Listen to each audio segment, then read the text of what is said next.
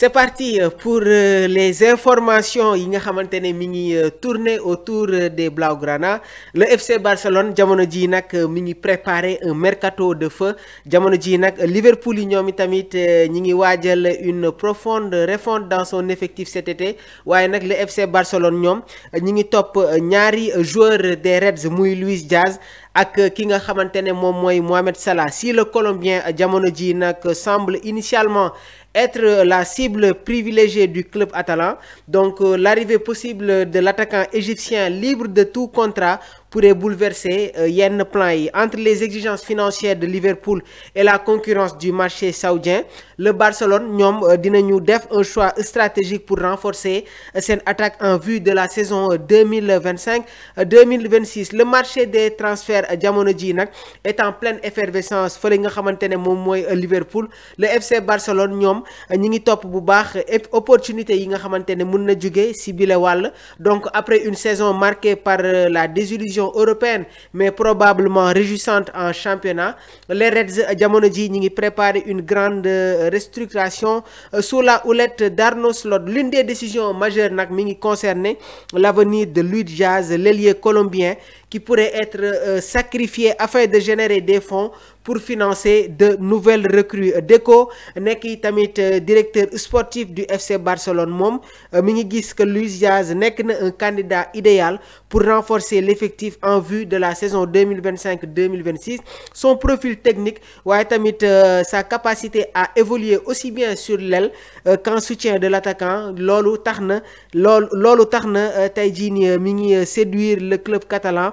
Toutefois, le principal obstacle à cette opération reste li nga xamante ne moom mooy le prix du transfert. Liverpool jamono ji nag ne compte pas brader son joueur waaye tamit loolu tax na ñoom ñi ngi exiger une somme conséquente qui pourrait compliquer les négociations pour équipe bii di FC Barcelone dont les finances demeurent toujours fragiles. Parallèlement à un autre dossier bi nga xamante ne jamono ji mi ngi jël beneen ampleur, Mohamed Salah, l'attaquant égyptien pilier du Liverpool depuis plusieurs saisons, arrive en fin de contrat et a déjà exprimé son intention de quitter li nga xamante ne moom mooy la première ligue. Contrairement à Luis Diaz, son départ day nécessiter aucun frais de transfert qui le rend particulièrement attractif pour des clubs en quête de renfort offensif à moindre de coût. À 33 ans, donc Mohamed Salah day conserver un niveau de performance élevé et reste un attaquant redoutable capable de faire basculer un match à lui seul. Donc Barcelone tey jii nii gis nañ ne que suñu pensé sur le transfert de Mohamed Salah li muy générer ci ay coûts du bëri par rapport à Luis Diaz bi nga xamante ne xam nañ ne que son montant de transfert s'élève un peu haut. Donc situation bi tamit day placer le FC Barcelone sur un dilemme: investir une somme importante pour un joueur plus jeune et prometteur comme Diaz ou miser sur l'expérience et la gratuité d'un Salah encore compétitif au plus haut niveau. Donc jamono ji nag les Blaugrana ñu bëri jàpp nañ ne que ñu ngi miser tout sur l'Égyptien. Donc l'intérêt du FC Barcelone pour Salah ne date pas hier parce que dès la fin de l'année 2023 gisoon nañu ay rumeurs yoo xamante ne mi ngi doon indiquer que l'international égyptien avait été proposé au club catalan. Son style de jeu, sa vitesse et sa précision devant le but en font un renfort de choix pour un Barça en quête d'un attaquant capable d'évoluer sur les ailes